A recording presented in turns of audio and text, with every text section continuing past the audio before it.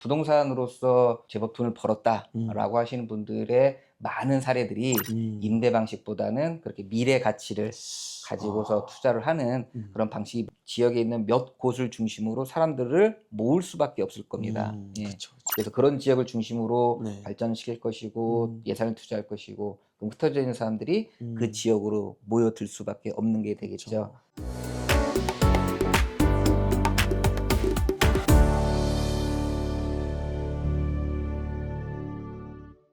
네, 여러분 안녕하십니까? 네, 이성재 교수의 성공재테크 또 오랜만에 명사분을 모시고 또 진행을 하도록 하겠습니다. 오늘 모신 분을 좀 잠깐 소개해 드릴 것 같으면은 동서울대학교 도시계획 부동산학과의 교수님이시고요. 또 오랜 동안 지금 몸담고 현직에 계시고 또 이전에도 도시계획과 관련해서 수많은 프로젝트를 또 진행해 오셨고 다양한 부동산 쪽으로 대한민국에 이바지하신 분인데요. 아주 훌륭하신 분을 모시게 돼서 영광입니다. 김기현 교수님 예. 소개하겠습니다. 예. 감사합니다. 안녕하세요. 안녕하세요. 예. 교수님. 감사합니다, 교수님. 예. 오늘 우리 교수님을 모시고 몇 가지 좀 인터뷰를 좀 나눠보고 싶은데요. 전반적으로 부동산에 대한 대한민국의 뭐 다양한 관점에 대한 이야기 또 여러분들 공부되는 시간도 될 겁니다. 먼저 첫 번째 질문부터 좀 진행을 해볼까 하는데요. 부동산 투자로 돈을 버는 방법에는 어떤 것들이 있을까요? 먼저 또 도시계획과 관련해서도 많은 업력이 또 계신 분이신데요. 좀 그런 관점에서 바라보는 부분들 좀 조언을 구해보고 싶습니다. 많은 분들께서 이제 부동산 투자를 하실 때 네, 다양한 방법들을 좀 찾고 계시는데요. 네, 많은 분들이 이제 음, 집중하시는 부분들은 음, 부동산을 가지고서 이제 월세나 전세 같은 임대 네네, 수익으로 네, 이제 좀 많이 집중을 하신 부분이 좀 있습니다. 맞아요. 그 이외에 이제 다른 방법으로는 네, 우리 경매처럼 네, 저평가된 부동산을 구입한 다음에 얘를 음, 수리해서 음, 파는 방식이 있는데 요건 이제 조금 단기적인 방식이 될 것 그쵸, 같고요. 그쵸. 네, 그다음에 이제 도시계획적인 관점에서 본다라면 네, 장래에 투자 가치가 있어 보이는 것들을 미리 선정을 해서 저렴한 그쵸. 가구로 구입한 다음에 그걸 음, 미래의 가치가 올라갔을 때 팔아서 수익을 음, 이제 되찾는 그런 방식이 있을 것 같고요. 네네, 그다음에 이제 이게 또 우리나라 이제 전 세계적으로 금융에 대한 여러 가지 그 테크, 금융 공식 이런 것들이 이제 발달하다 보니까 네네, 한 사람 한 사람이 개개인적으로 투자를 하기보다는 전문가 집단에게 여러 사람들이 돈을 위탁을 시키고 음, 전문가들이 그거를 가지고서 부동산에 투자를 해 가지고 수익을 나눠 갖는 그런 이제 네네, 신탁 방식 뭐 이런 네네, 다양한 방법들이 있다고 볼 수가 있습니다. 그런데 맞습니다. 이제 이 임대형 투자 방식, 전세나 월세를 받는 방식 부분들은 어떤 것들을 내가 빌려서 쓰고 네. 거기에 대한 돈을 받는 거기 때문에 네네. 현재에 대한 어떤 음. 가치에 대한 기준으로 돈을 받는 그쵸, 부분이잖아요. 그쵸. 그러다 보니까 이제 사업 수익성이 그렇게 생각보다는 많이 높지를 않다는 거죠. 그래서 네. 인제 뭐 보통 많은 분들이 얘기하시는 게 음. 그런 임대형 수익 같은 경우는 은행 이자율보다 네. 적으면 한 1%대 음. 많아봤자 3%대 정도가 좀 더 가산이 되는 형태로 음. 이야기를 하고 있고요. 근데 맞아요. 이제 제가 도시계획을 하다 보니까 도시계획 관점에서 본다라면 '앞으로 어떤 지역이 발전할 것이다.'라는 그러한 예측이라든지 여러 가지 정부의 계획들이 발표가 되고 있습니다. 네네. 그렇다라면 이제 고런 것들 즉 음. 미래에 실현될 가치에 대해서 투자를 하는 게 음. 예 좀 더 많은 이득을 얻을 음. 수 있는 그런 방법이라고 보여질 수가 있겠습니다. 예 그렇게 네네. 생각한 이유는 음. 부동산으로서 제법 돈을 음. 벌었다라고 하시는 분들의 많은 사례들이 음. 임대 방식보다는 그렇게 미래 가치를 가지고서 아. 투자를 하는 음. 그런 방식이 많았다라는 그런 사례들도 좀 볼 수가 있게 되겠죠. 예. 맞는 말씀이세요. 이거는 제가 자주 인용하는 말인데 국토교통부에서 발표한 자료죠. 대한민국이 50년 동안 주택은 300배, 토지는 3030배가 올랐다고 합니다. 이게 이 도시계획과 말씀하셨던 것처럼 맞물려서 이 토지는 떼려야 뗄 수 없는 투자처인데 야, 그게 확실히 큰돈을 벌었더라라고 교수님께서 그동안의 경험을 통해서 말씀을 해 주셨습니다. 자, 두 번째로 인구가 줄어들면서 도시에는 어떤 변화가 생기는지 조금 구체적으로 궁금합니다. 도시 계획을 해 오시면서 예. 다양한 케이스를 경험하셨을 것 같은데요. 전통적으로 도시계에 관련된 이론들을 본다라면 우리가 네. 이제 쭉 과거 역사를 살펴보면서 근대 이후 그러니까 산업혁명이 지나고 난 다음에 네. 도시에 많은 기능들이 집중을 하게 됩니다. 뭐 네. 공장도 많이 들어서고 음. 그럼으로 인해서 지방에 있던 인구들이 도시로 모여들고 그래서 네네. 도시가 이제 과밀이 되는 거죠. 네네. 우리나라도 그런 현상들 당연히 겪었고 음. 그런데 이제 문제는 뭐냐면 2000년대 이후부터 전 세계적으로 탈산업화 네. 그러니까 제조업의 중심에서 서비스업을 넘어서 이제 정보통신으로 가는 음. 상황이 됐고요. 아울러서 우리가 많이 유행처럼 번져 있는 4차 산업혁명 이런 것들이 접목되다 보니까 도시 안에 있었던 기능들이 축소가 되는 그런 경향이 음, 발생하는 거죠. 음, 우리나라 도시들의 예를 본다라면 이제 목포시 또는 마산시, 충주시 이런 것들이 과거에 전통적으로 제조업을 기반으로 성장을 했던 도시들인데 그쵸. 그런 제조업들이 이제 쇠퇴를 하게 되는 거죠. 뭐 외국에서의 저가 물량도 있을 것이고 우리나라 소비 패턴이 변하면서 그런 소비가 감소가 되다 보니까 네. 그런 것들을 기반으로 했던 도시들이 쇠퇴를 하는 거고요. 음, 그다음에 또 이제 과거에는 우리가 석탄 산업이 많이 있어가지고 60년, 70년대에 강원도 태백이나 삼척 또는 충남의 보령 이런 곳들이 음, 전통적으로 이제 많이 석탄을 음, 캐던 곳인데 이런 음, 것들도 이제 다 쇠퇴를 하는 그런 문제들을 많이 겪고 있는 거죠. 그래서 음, 지방에 이런 도시들 가보면은 뭐 민집들, 네, 음, 빈 공간, 폐교 이런 것들이 많이 발생을 하고 있죠. 네네. 그래서 조금 미래를 생각한다라면 음, 앞으로 우리나라의 출산율이 줄어들면서 지방에 이제 그런 기능들이 쇠퇴를 하면서 인구들이 이제 점점 줄어들 예정이다 보니까 네네. 그렇다면 도시에 있어서도 우리가 그동안 집중되고 확산에 대해서 팽창됐던 이런 음, 것들에 곳곳에 빈 공간들이 생기기 시작한다는 거죠. 뭐 네네. 빈집이라든지 여러 음, 가지들. 음, 그래서 도시는 앞으로 인구의 감소는 음, 계속적으로 일어날 추세로 보여지기 때문에 음, 아울러서 도시들은 점점 빈 공간이 많아질 것이고 아울러서 도시적인 또 새로운 문제가 음, 발생할 것이다라고 예측이 네. 되는 거죠. 아, 예, 맞는 말씀이십니다. 굉장히 공감되는 내용이고, 아, 진짜 매년 인구가 줄고 있는데요. 여러분들, 그러면은 점점점 줄고 있는데, 요럴 때는 장기적으로 어디를 투자하면은 좋겠다라고 혹시 꼭 집어서 좀 조언을 예. 부탁드려도 될까요? 도시가 이제 네네, 그 축소를 하는 경우가 네네, 예측이 되는 거잖아요. 네네, 근데 이제 우리가 또 생각될 것이 뭐냐면 도시에 음, 원도심이 있는 거죠. 네, 근데 이제 원도심은 문제가 뭐였냐면 예전에 자연 발생적으로 생겨났던 지역인 거예요. 그러다 음, 보니까 길이며 필지 모양이며 이런 것들이 매우 부정형적이고 또 음, 좁고 많이 낡아 있는 거죠. 네, 근데 왜 우리가 이런 것들을 고쳐 쓰지를 않고 외곽에 만들었느냐 이런 문제가 왜 그러냐면요. 기존에 많은 사람들이 모여 있던 곳은 뭔가 음, 새롭게 하려 그러면 상당히 복잡하고 어렵습니다. 기존에 살고 있던 사람들에 대한 보상의 문제도 있고요.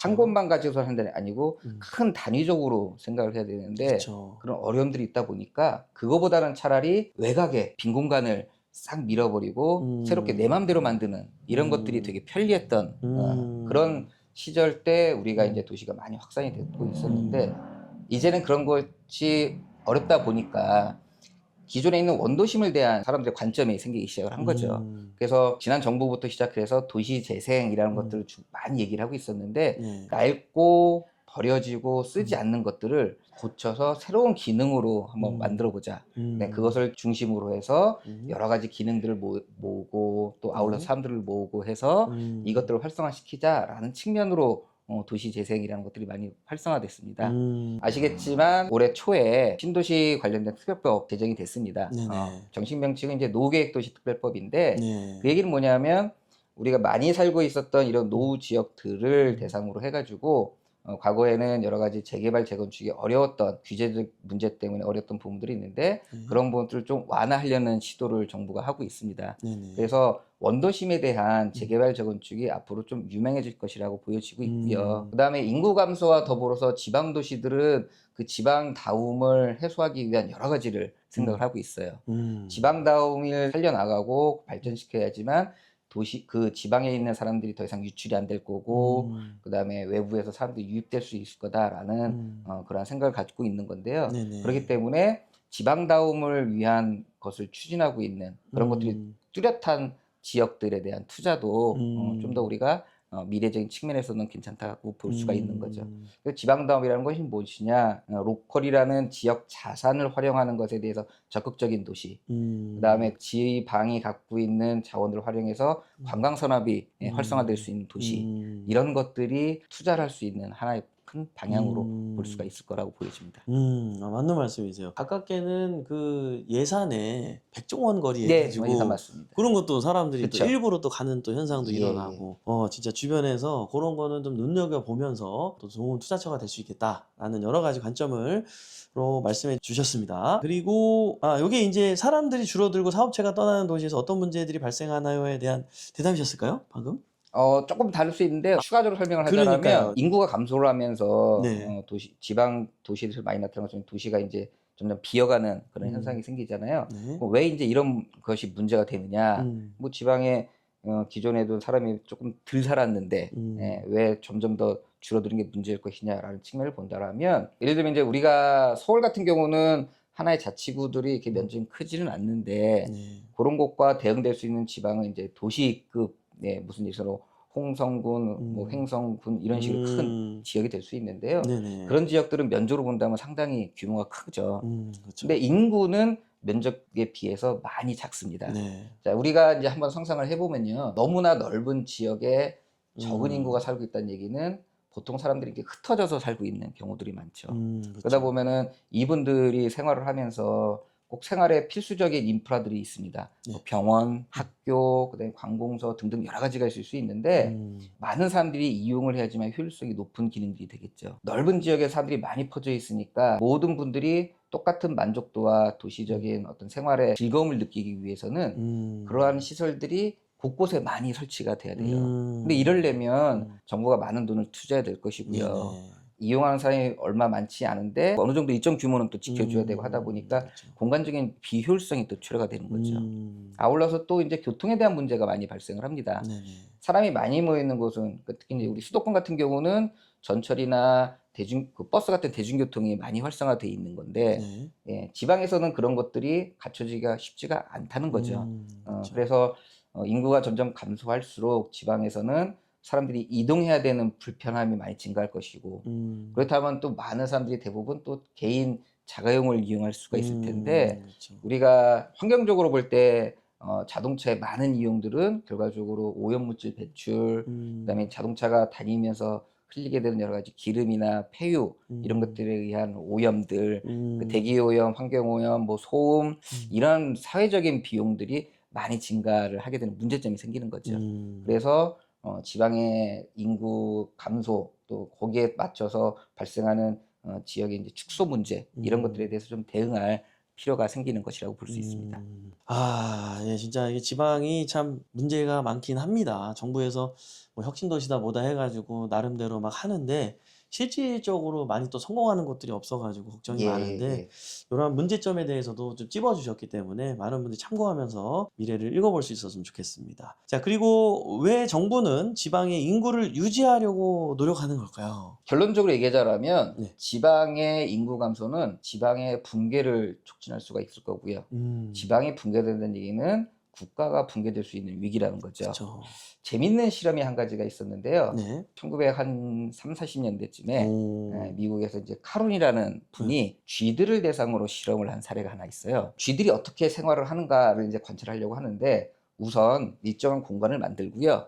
충분한 조명, 그다음에 충분한 사료, 그다음에 충분한 물 공급, 그다음에 깨끗한 공기를 지속적으로 반영시켜줘서 쥐들이 살기에는 유토피아적인 환경을 만들어줬어요. 네. 처음에 쥐들은 뭐 애써서 먹이를 찾을 필요도 없고 왜냐면 항상 물과 사료와 이런 것들이 잘 공급이 되고 너무나 살기 좋은 공간이었어요. 쥐들이 이제 막 왕성하게 번식을 하면서 쥐의 개체수가 점점 늘어나게 됐겠죠. 근데 이제 좀 시간이 지나다 보니까 이 쥐들 사이에서 계급이 발생하는 겁니다. 수컷들은 힘에 의해서 자기보다 힘이 약한 개체들을 이제 좀 지배를 하는 경향이 생기고 암컷들 같은 경우는 그런 수컷과 이제 교미를 하기 위해서 꾸미고 이쁘게 치장하고 이런 현상들이 발생을 하는 건데 쥐들이 우리 인간 사회처럼 그런 계급적인 사회의 모습을 보이기 시작을 하다는 거죠. 근데 이제 또 시간이 지나다 보니까 약자 계급들이 있잖아요. 이런 쥐들이 곳곳에 이제 숨어서 사는 거죠. 마치 이제 우리 현대 사회에서 사회적인 경쟁에 있어서 좀 포기를 하고 그런 경쟁에 밀려 있는 사람들이 은둔하고 사회에 참여하지 못하는 것처럼 그러한 약자의 쥐들이 서로 이제 곳곳에 숨어서 아예 교류조차 끊는 이런 현상이 발생을 하는 거죠. 그러다가 전국적으로 어떤 현상이 발생하냐면 경쟁에서 밀린 이 쥐들이 짝짓기를 하지 않는 거죠. 아마 출생이 점점점 감소를 하는 겁니다. 한마디로.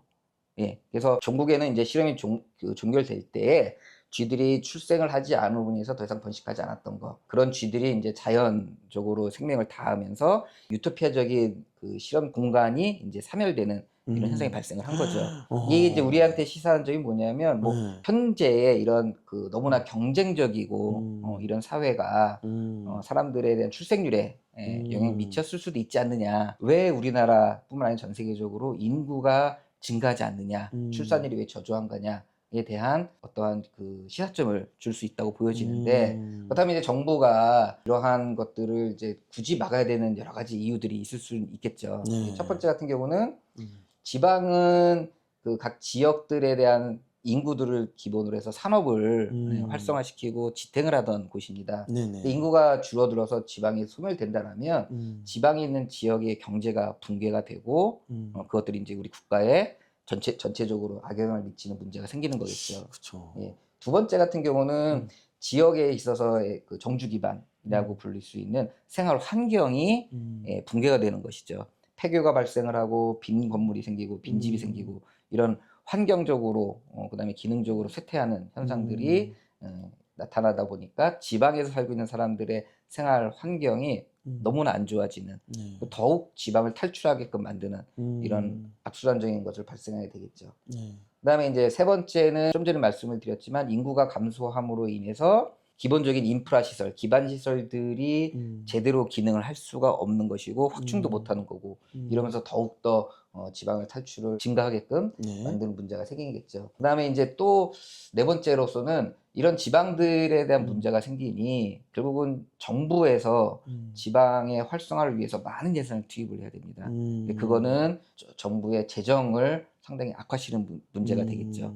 아까 말씀드렸지만 지방의 경제가 붕괴가 된다라면 지방에서 얻을 수 있는 세원이 감소가 되기 때문에 네. 정부 예산은 줄어드는데 네. 정부는 반대로 더 많은 돈을 투자를 해야 되는 문제, 이런 그렇죠. 것들이 발생하게 되겠죠. 네. 악순환이네요. 예. 네. 그래서 이제 전체로 본다라면 지방의 소멸의 문제는 우리나라 전체에 부담이 될 것이고, 네. 이런 것들이 서로 악순환되는 문제가 되기 때문에 정부는 지방의 도시가 소멸되는 것을 방지하려는 노력을 할 수밖에 없는 상황이 되는 거죠. 그러네요. 이게 국가가 하나 운영이 되는 것이 그냥 돌아가질 않네요. 여러 가지 예. 균형도 필요한 것 같고 중요한 말씀들 많이 해주신 것 같습니다. 자, 그럼 계속해서 인구가 줄어들 때 도시 내 빈집이나 빈 건물 문제는 어떻게 해결할 수 있을까요? 우리가 이제 자연을 살펴보면 뭐 밀림이나 이런 데 살펴보면 결국은 이제 힘 있는 동물들이 지배를 하는 거잖아요. 네. 뭐 같은 호랑이라 치더라도 건강하고 사냥을 잘하는 호랑이는 사냥을 해서 먹고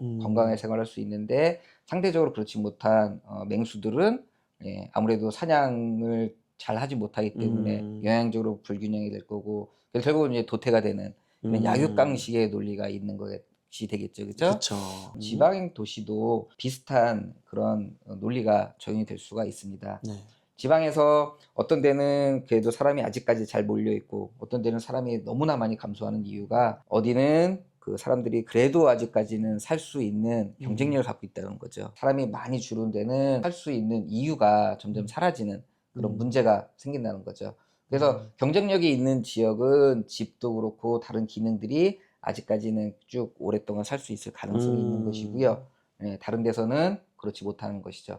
그래서 이제 좀 더 우리가 앞서서 살펴본다라면 정부는, 그다음에 중앙정부뿐만 아니라 이제 지방정부도 그렇고 어쩔 수 없이 그런 경쟁력 있는 곳을 대상으로 지방 도시들을 이제 관리를 해 나가야 되는 상황이 되는 거겠죠. 넓은 지역에 많은 사람들이 몰려 있다라면 다 한꺼번에 관리할 수가 없으니 지역에 있는 몇 곳을 중심으로 사람들을 모을 수밖에 없을 겁니다. 그쵸. 그래서 그런 지역을 중심으로 네. 발전시킬 것이고 예산을 투자할 것이고, 그럼 흩어져 있는 사람들이 그 지역으로 모여들 수밖에 없는 게 되겠죠. 그쵸. 이거는 한마디로 뭐냐면 도시들에 있어서 거점들이 재편이 된다는 얘기입니다. 과거에는 뭐 그 여러 많은 곳에서 다양한 기능들이 활동을 하고 작동을 했었는데, 그런 것들이 몇몇 지역으로 모여들기 때문에 지방의 어떤 구조적이거나 거점의 양상, 이런 것들이 재편이 되는 현상이 나타날 것이고요. 그 생활 편의 기능들, 병원이라든지 학교라든지 이런 것들이 그런 거점을 중심으로 다시 한번 또 재조정이 될 것이고, 그런 것들을 보여집니다. 그 다음에 아마도 지금은 우리가 정부에서는 1가구 2주택, 또 1가구 다주택 이런 것들에 대한 좀 많은 규제를 가하고 있잖아요. 근데 이제 지방에 많은 집들이 점점 비게 된다라면 그런 것들을 도시 사람들이 1각 2주택 형태로 가집으로 인해서 뭐 세컨하우스라든지 아니면 주말 뭐 주택이라든지 그렇게 아마 정책적으로 좀 완화하는 것들이 앞으로 좀 더 일어나지 않을까 그렇게 보여집니다.